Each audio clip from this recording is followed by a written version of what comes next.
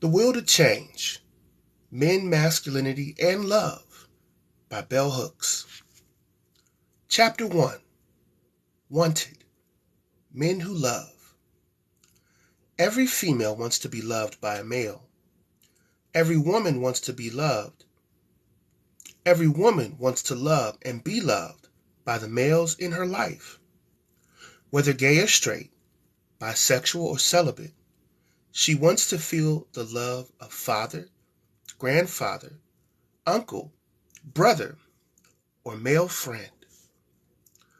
If she is heterosexual, she wants the love of a male partner.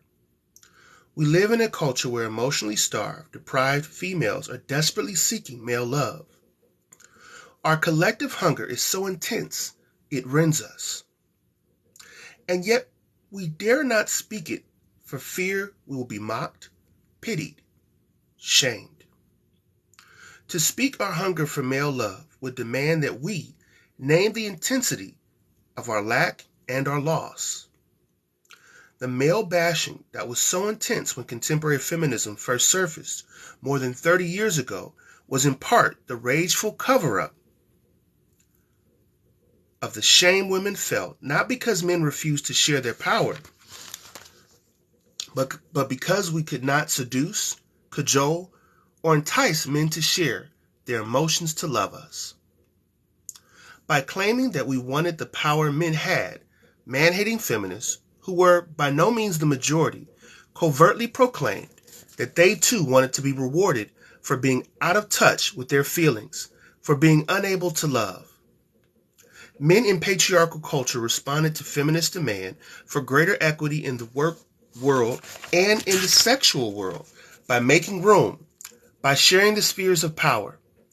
The place where most men refused to change, believed themselves unable to change, was in their emotional lives. Not even for the love and respect of liberated women were men willing to come to the table of love as equal partners, ready to share the feast. No one hungers for male love more than the little girl or boy who rightfully needs and seeks love from dad. He may be absent, dead, present in body, yet emotionally not there, but the girl or boy who hungers to be acknowledged, recognized, respected, cared for. All around our nation, a billboard carries this message. Each night, millions of kids go to sleep starving for attention from their dads. Because patriarchal culture has already taught girls and boys that dad's love is more valuable than mother love, it is unlikely that maternal affection will heal the lack of fatherly love. No wonder then that these girls and boys grow up angry with men, angry that they have been denied the love they need to feel whole, worthy, accepted. Heterosexual girls and homosexual boys can and do become the women and men who make romantic bonds the place where they quest to find and know male love. But that quest is rarely satisfied. Usually, rage, grief, and unrelenting disappointment lead women and men to close off the part of themselves that was hoping to be touched and healed by male love. They learn then to settle for whatever positive attention men are able to give. They learn to overvalue it. They learn to pretend that it is love. They learn how not to speak the truth about men in love. They learn to live the lie. As a child, I hungered for the love of my dad. I wanted him to notice me, to give me his attention and his affections. When I could not get him to notice me by being good and dutiful, I was willing to risk punishment to be bad enough to catch his gaze, to hold it, and to bear the weight of his heavy hand. I longed for those hands to hold, shelter, and protect me, to touch me with tenderness and care. But I accepted that this would never be. I knew at age 5 that those hands would acknowledge me only when they were bringing me pain, that if I could accept that pain and hold it close, I could be daddy's girl. I could make him proud. I am not alone. So many of us have felt that we could win male love by showing we were willing to bear the pain, that we were willing to live our lives affirming that the maleness deemed truly manly because it holds, withdraws, refuses, is the maleness we desire. We learn to love men more because they will not love us. If they dared to love us in patriarchal culture, they would cease to be real men.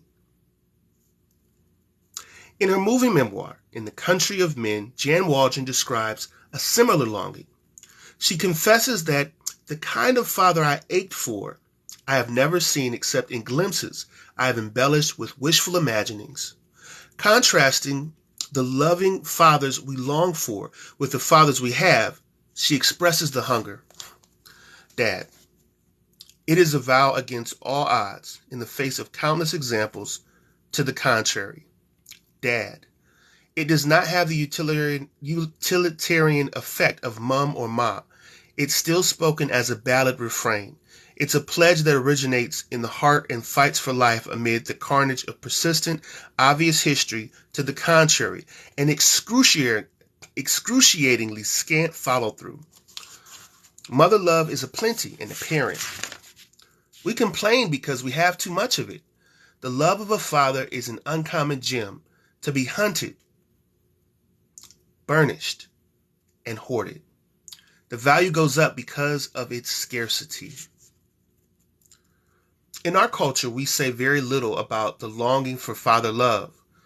Rather than bringing us great wisdom about the nature of men in love, reformist feminists focus on male power reinforced the notion that somehow males were powerful and had it all.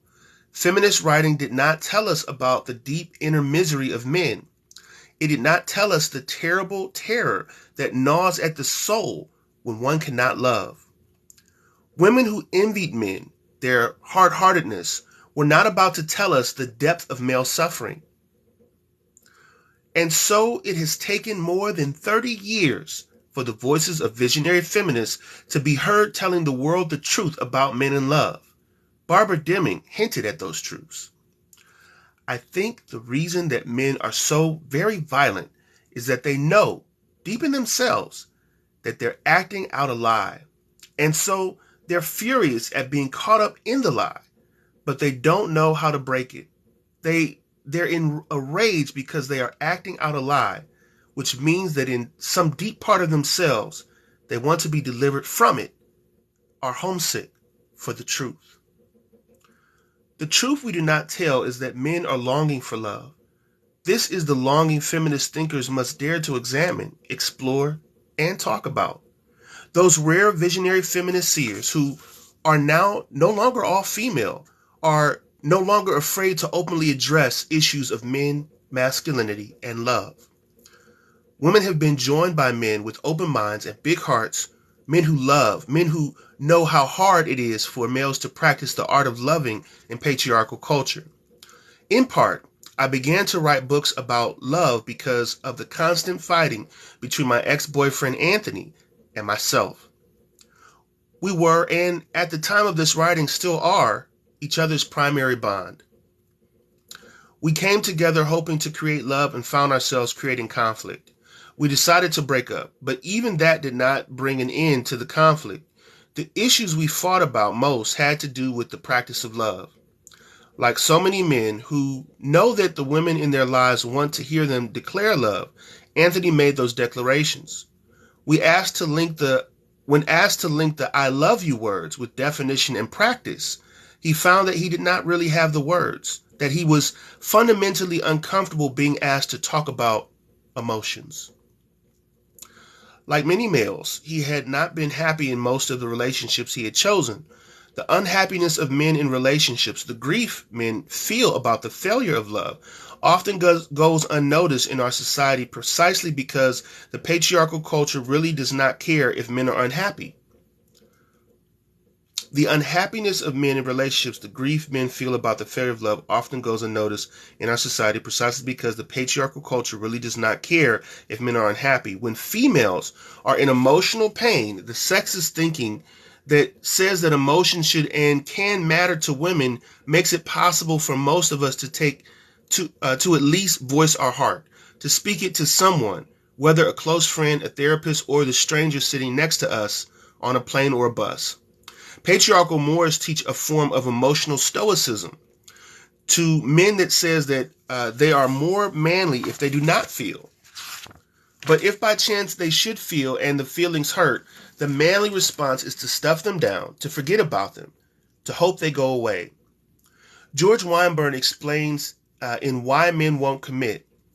Most men are on a quest for the ready-made perfect woman because they basically feel that problems in a relationship can't be worked out. When the slightest thing goes wrong, it seems easier to bolt than talk. The masculine pretense is that real men feel no pain. The reality is that men are hurting and that the whole culture responds to them by saying, "Please do not tell us what you feel." I have always been a fan of the Sylvia cartoon where two women sit, one looking into a crystal ball as the other woman says, "He never talks about his feelings." And the woman who can see the future says, "At 2 p.m., all over the world, men will begin to talk about their feelings, and women all over the world will be sorry."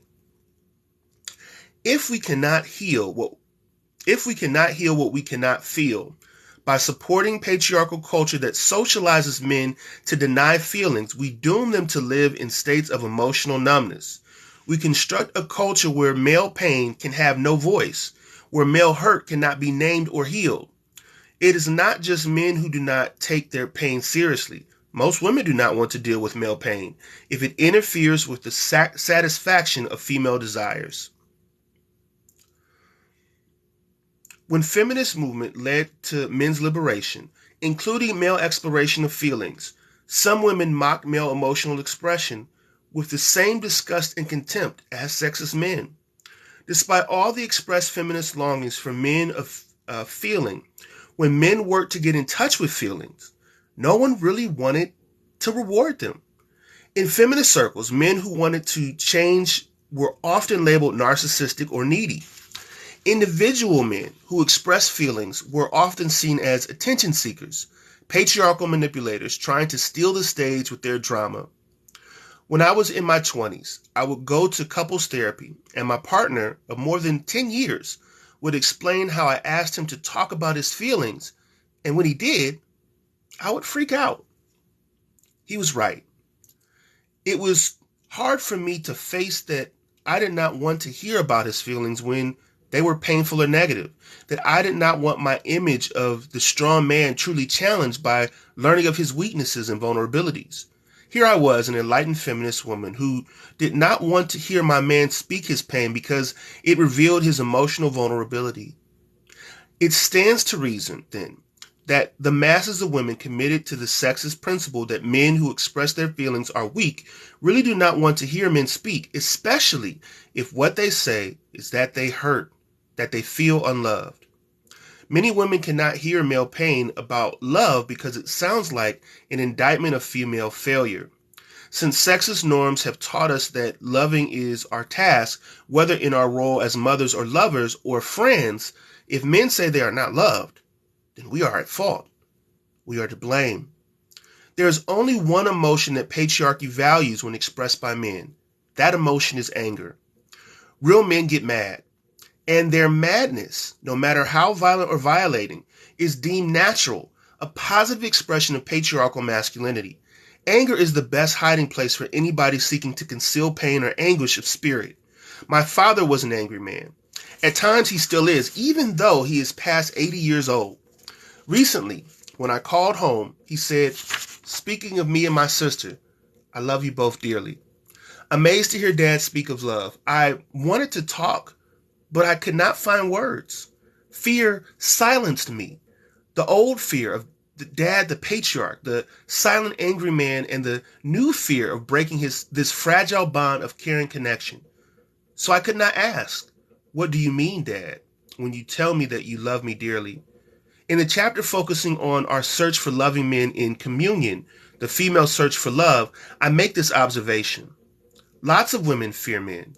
And fear can lay the foundation for contempt and hatred. It can be a cover-up for repressed killing rage. Fear keeps us away from love, and yet women rarely talk to men about how much we fear them. My siblings and I have never talked with Dad about the years he held us hostage, imprisoning us behind the walls of his patriarchal terrorism. And even in our adult years, we are still afraid to ask him, Why, Daddy? Why were you always so angry? Why didn't you love us? In those powerful passages where she writes of her father's death, Barbara Deming names that fear. As death is swiftly taking him beyond her reach, she sees clearly that fear had kept him away from her all along. His fear of her being too close, and her fear of seeking to be close to him. Fear keeps us from being close to the men in our lives. It keeps us from love. Once upon a time, I thought it was a female thing, this fear of men. Yet when I began to talk with men about love, time and time again, I heard stories of male fear of other males. Indeed, men who feel, who love, often hide their emotional awareness from other men for fear of being attacked and shamed. This is the big secret we all keep together, the fear of patriarchal maleness that binds everyone in our culture. We cannot love what we fear. That is why so many religious traditions teach us that there is no fear in love. We struggle then, in patriarchal culture, all of us, to love men. We may care about males deeply. We may cherish our connections with the men in our lives. And we may desperately feel that we cannot live without their presence, their company. We can feel all these passions in the face of maleness and yet stand removed, keeping the distance patriarchy has created, maintaining the boundaries we are told not to cross. In a class with students who are reading the trilogy of books I've written about love, with 40 men talking about love, we talk of fathers. A black male in his late 30s whose father was present in the home, a hard worker, talked about his recent experience of parenthood, his commitment to being a loving father, and his fear that he will fail. He fears failure because he has not had a loving role model. His father was almost always away from home, working, roaming. When he was home, his favorite way of relating was to tease and taunt his son mercilessly, in biting voice full of sarcasm and contempt. A voice that could humiliate with just a word. Reflecting the experience of many of us, the individual telling his story talked about wanting the love of this hard man, but then learning not to want it, learning to silence his heart, to make it not matter. I asked him and the other men present, if you have closed off your heart, shut down your emotional awareness, then do you know how to love your sons? Where and when along the way did you learn the practice of love? He tells me and the other men who sit in our circle of love, I just think of what my father would do, and I do the opposite. Everyone laughs. I affirm this practice, adding only that it is not enough to stay in the space of reaction, that being simply reactive is always to risk allowing that shadowy past to overtake the present. How many sons, fleeing the example of their fathers, raise boys who emerge as clones of their grandfathers, boys who may never even have met their grandfathers but behave just like them. Beyond reaction, though any male, no matter his past or present circumstance, no matter his age or experience, can learn how to love. In the past 4 years, the one clear truth I have learned from individual men I have met while traveling and lecturing is that men want to know love and they want to know how to love. There is simply not enough literature speaking directly, intimately to this need. After writing a general book about love, then one specifically about Black people in love, then another focusing on the female search for love, I wanted to go further and talk about men in love. Women and men alike in our culture spend very little time encouraging males to learn to love. Even the women who are pissed off at men, women most of whom are not and maybe never will be feminists, use their anger to avoid being truly committed to helping to create a world where males of all ages can know love. And there remains a small strain of feminist thinkers who feel strongly that they have given all they want to give to men. They are concerned solely with improving the collective welfare of women. Yet life has shown me that any time a single male dares to transgress patriarchal boundaries in order to love, the lives of women, men, and children are fundamentally changed for the better. Every day on our television screens and in our nation's newspapers, we are brought news of continued male violence at home and all around the world. When we hear that teenage boys are arming themselves and killing their parents, their peers, or strangers, a sense of alarm permeates our culture. Folks want to have answers. They want to know, why is this happening? Why so much killing by boy children now and in this historical moment? Yet no one talks about the role patriarchal notions of manhood play in teaching boys that is their nature to kill, than teaching them that they can do nothing to change this nature. Nothing, that is, that will leave their masculinity intact. As our culture prepares males to embrace war, they must be all the more indoctrinated into patriarchal thinking that tells them that it is their nature to kill and to enjoy killing. Bombarded by news about male violence, we hear no news about men in love. Only a revolution of values in our nation will end male violence, and that revolution will necessarily be based on a love ethic. To create loving men, we must love males. Loving maleness is different from praising and rewarding males for living up to sexist-defined notions of male identity. Caring about men because of what they do for us is not the same as loving males for simply being. When we love maleness, we extend our love, whether males are performing or not. Performance is different from simply being. In patriarchal culture, males are not allowed simply to be who they are and to glory in their unique identity. Their value is always determined by what they do. In an anti-patriarchal culture, males do not have to prove their value and worth. They know from birth that simply being gives them value, the right to be cherished and loved. I write about men and love as a declaration of profound gratitude to the males in my life with whom I do the work of love. Much of my thinking about maleness began in childhood when I witnessed the differences in the ways my brother and I were treated. The standards used to judge his behavior were much harsher. No male successfully measures up to patriarchal standards without engaging in an ongoing practice of self-betrayal. In his boyhood, my brother, like so many boys, just longed to express himself. He did not want to conform to a rigid script or of appropriate maleness.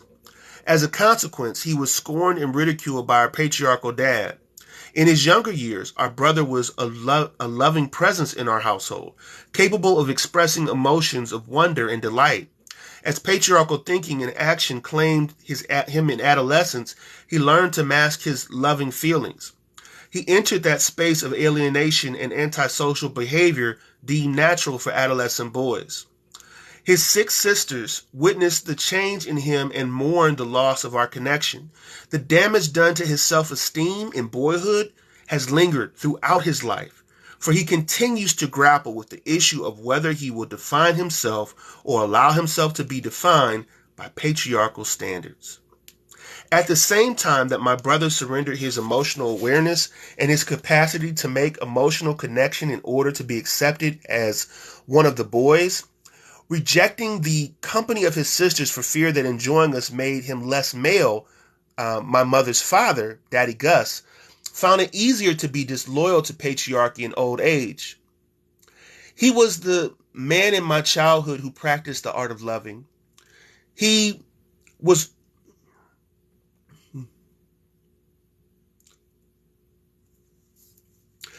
emotionally aware and emotionally present, and yet also was trapped by a patriarchal bond.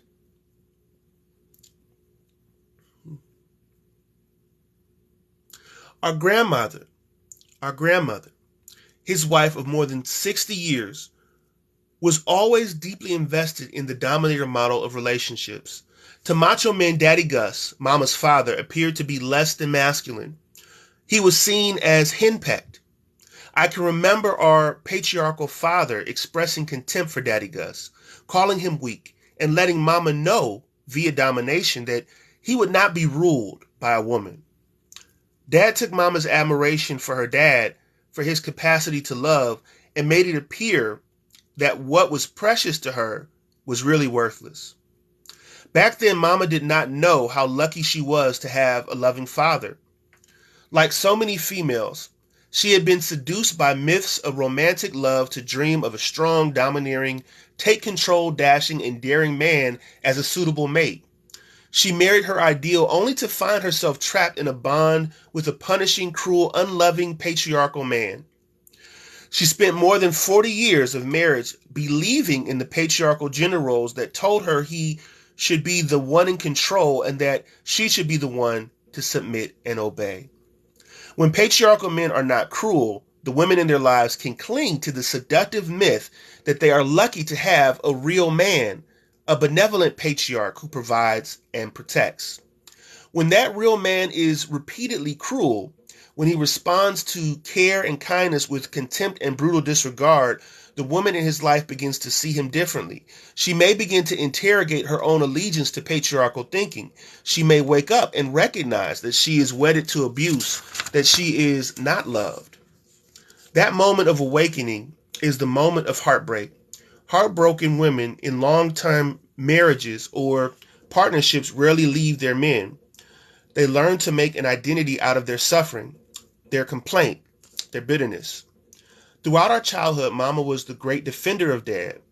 He was her knight in shining armor, her beloved, and even when she began to see him, to really see him as he was and not as she had longed for him to be, she still taught us to admire him and be grateful for his presence, his material provision, his discipline.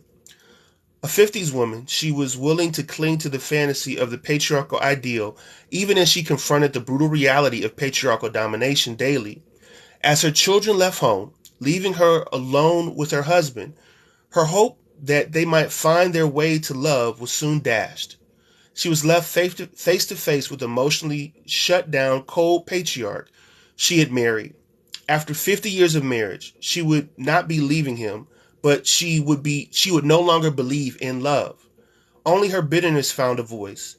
She now speaks the absence of love, a lifetime of heartache. She is not alone. All over the world, women live with men in states of lovelessness.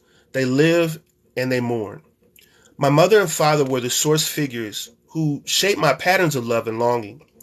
I spent most of the years between 20 and 40 seeking to know love with intellectually brilliant men who were simply emotionally unaware, men who could not give what they did not have, men who could not teach what they did not know, men who did not know how to love. In my 40s, I began a relationship with a much younger man who had been schooled in the art and practice of feminist thinking. He was able to acknowledge having a broken spirit. As a child, he had been a victim of patriarchal tyranny. He knew there was something wrong within, even though he had not yet found a language to articulate what was missing. Something missing within was a self-description I had heard from many men as I went around our nation talking about love. Again and again, a man would tell me about early childhood feelings of emotional exuberance, of unrepressed joy, of feeling connected to life and to other people, and then a rupture happened, a disconnect, and that feeling of being loved, of being embraced, was gone. Somehow the test of manhood, men told me, was the willingness to accept this loss, to not speak it even in private grief. Sadly, tragically, these men in great numbers were remembering a primal moment of heartbreak and heartache, the moment that they were compelled to give up their right to feel, to love, in order to take their place as patriarchal men. Everyone who tries to create love with an emotionally unaware partner suffers. Self-help books galore tell us that we cannot change anyone but ourselves. Of course, they never answer the question of what will motivate males in a patriarchal culture who have been taught that to love emasculates them to change, to choose love, when the choice means that they must stand against patriarchy, against the tyranny of the familiar.